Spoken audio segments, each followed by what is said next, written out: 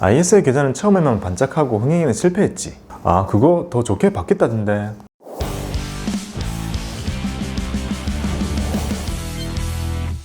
안녕하세요, 박구미입니다. 제가 예전에 ISA 영상을 올린 적이 있는데요. 그 후로 많은 부분이 개정이 되었습니다. 그래서 바뀐 부분만 말씀드리면 더 헷갈리실 것 같아서 그냥 바뀐 걸로 새로 리뉴얼 해보겠습니다. 여러분, 제가 최근에 좀 서론이 길어졌죠. 점점 말 많고 재미없는 로봇이 되어가는 것 같습니다. 오늘은 다시 초심으로 돌아가서 결론부터 말씀드리겠습니다. 증권사들이 새로운 종류의 ISA 계좌를 출시하면 스마트폰으로 그 계좌를 개설합니다. 계좌가 개설되면 여유 자금이 생길 때마다 입금하고 그걸로 상품을 삽니다. 이걸 3년 동안 합니다. 3년 동안 그 자산들을 갖고 있으면 이자도 나오고 배당도 틈틈이 계속 나올 겁니다. 또 내가 계좌 속에서 상품 자체를 사고 팔다 보면 수익이 생기기도 하고 손실이 생기기도 할 겁니다. 그리고 3년이 지난 후 어느 날 내 계좌 속의 자산들이 전반적으로 분위기가 좋을 때 이때다 싶으면 다 팝니다. 이렇게 다 현금화를 한 후에 계좌를 해지합니다. 그러면 그 3년이라는 시간 동안 이 계좌 속에서 내가 이득을 봤던 것들, 손실을 봤던 것들 모두 합칩니다. 그렇게 나온 순수하게 내가 번 수익의 200만 원까지는 아무런 세금을 내지 않는 비과세를 해주는 거고요. 200만 원이 넘어가는 수익은 9.9%의 세금만 뗍니다. 이렇게 낮은 세금을 다 제한 후에 나머지 자금들을 찾게 됩니다. 이렇게 해지를 하면서 찾는 것 외에도 계좌를 해지하지 않고 그 자금을 그대로 연금저축이나 IRP로 이체를 하고 세액공제를 더 많이 받으실 수도 있습니다. 이게 여러분들의 IS 투자의 시작과 끝입니다. 이제 하나씩 설명을 드릴게요. ISA는 Individual Savings Account의 약자입니다. 우리말로는 개인종합자산관리 계좌입니다. 우리말로 기억하는 게 더 어려우니까 그냥 ISA로 기억하시는 것이 낫습니다. 이름은 뭔가 다 될 것 같은 이름이잖아요. 그런 의도가 맞습니다. 2016년도에 서민들의 재산 형성을 위해서 만들어졌습니다. 제가 현업에 있을 때라서 ISA는 참 많이 다뤘습니다. 근데 여기서 말하는 서민들이라고 막연하게 이렇게 말하면 정말 많은 사람들이 포함이 되잖아요. 그럼 그 많은 사람들 중에서는 안전한 걸 원하는 사람도 있고 공격적인 걸 좋아하는 사람도 있습니다. 그래서 뭘 하든 알아서 하고 그 결과에 대해서 세금이 나오는 걸 깎아주겠다. 이게 IS입니다. 우리가 위탁계좌 하나만 있으면 그 속에서 주식이랑 금융상품을 모두 살 수 있잖아요. 우리는 위탁계좌 하나만 있으면 그 속에서 주식도 사고 금융상품도 모두 살 수 있잖아요. 마찬가지로 이 ISA도 위탁계좌처럼 웬만한 투자가 다 가능하도록 의도되어 있습니다. 그리고 거기에 세제 혜택을 씌워 나왔기 때문에 만능통장이라는 별명을 가지고 있는 것입니다. 정확히는 상품명이 아니라 계좌명이기 때문에 ISA를 매수한다, ISA를 투자한다 이런 표현은 맞지 않고요. ISA에서 펀드를 매수한다, ISA에서 리츠를 매수한다 이런 표현이 맞습니다. 기억할 한 문장은 ISA는 맞는 계좌구나.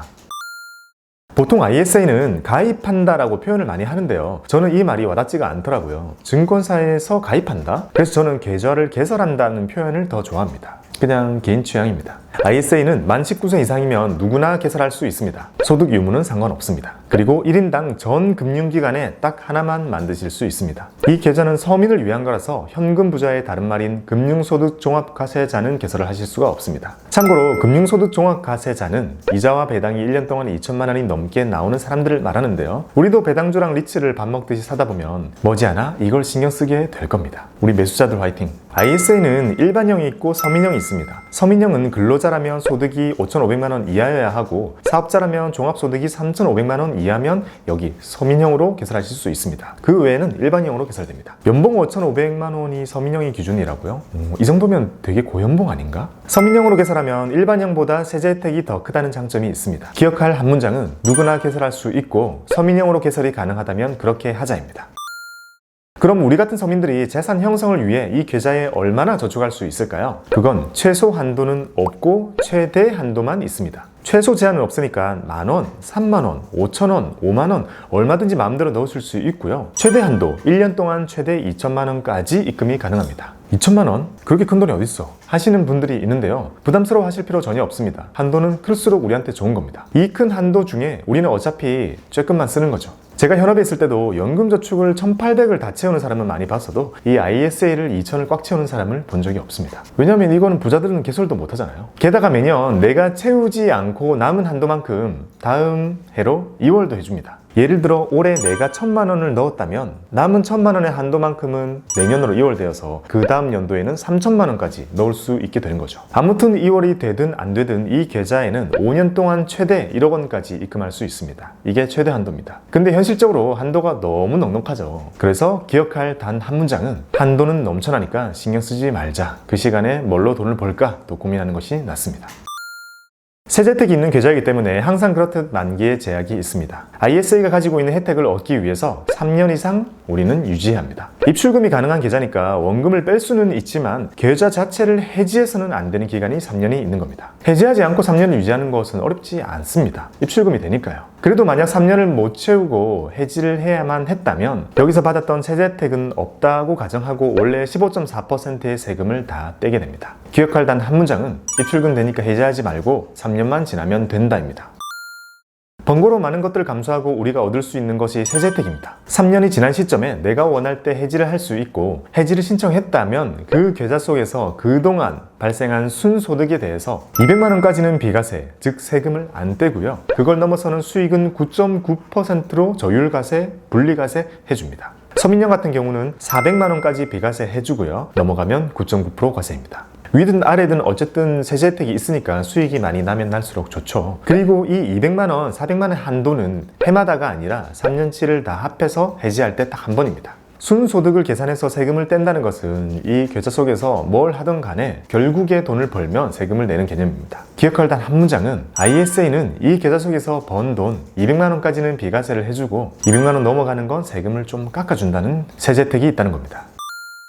잘 붙고 있던 ISA가 3년이 지났다면 그 중에 원하는 금액만큼을 연금저축계좌 또는 IRP 계좌로 이체를 할 수 있습니다. 이 자금을 그대로 연금저축이나 IRP 계좌로 이체를 하면 노후를 더 든든하게 준비했기 때문에 세액공제 혜택을 추가로 해주고 있습니다. 이렇게 이체되는 자금은 연금저축의 연간 저축 한도인 1,800만 원과 아무런 상관없이 이전이 가능하고요. 그렇게 연금계좌로 들어간 자금의 10%만큼을 세액공제 혜택을 줍니다. 그리고 이렇게 추가로 해주는 세액공제의 한도는 300만 원까지 입니다. 그러면 가장 베스트는 ISA로 3년 동안 3천만 원이라는 정도의 돈을 모아서 이걸 연금저축 계좌로 이체를 하면 그것의 10%인 300만 원만큼을 세액공제를 더 받게 되는 거죠. 이걸 꽉 채워서 받게 되면 연금저축 400만 원, IRP 300만 원, ISA에서 온 돈 300만 원 이렇게 되니까 그 해에는 세액공제 혜택을 1,000만 원까지 받을 수 있게 됩니다. 그러면 이렇게 1,000만 원을 다 채워놓은 사람이 만약에 나이가 50세가 넘으면 200만 원만큼 더 해주고요. 소득이 5,500만 원을 넘지 않다면 세액공제율이 16.5%의 세액공제율이 적용이 되죠. 이 모든 것을 다 충족했다면 최대한 맥스로 받을 수 있는 환급액은 무려 198만 원이 됩니다. 우리 대부분은 이걸 풀로 받지는 못하겠지만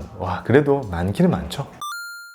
ISA 계좌 내에서 매매 가능한 자산은 예금, 적금, RP, 펀드, ETF, ELS, 리츠, 인프라 펀드, 국내 주식 이런 것들이 다 가능합니다. 정말 만능이긴 하죠. 이것들을 입맛에 맞게 섞어서 투자를 하고 다 합해서 최대한 수익을 많이 내고 그 수익의 세제 혜택을 볼 수 있도록 만들어 놓은 계좌가 바로 이 ISA입니다. 기억할 단 한 문장은 웬만한 거 다 되니까 뭘 하든 수익을 많이 내자입니다.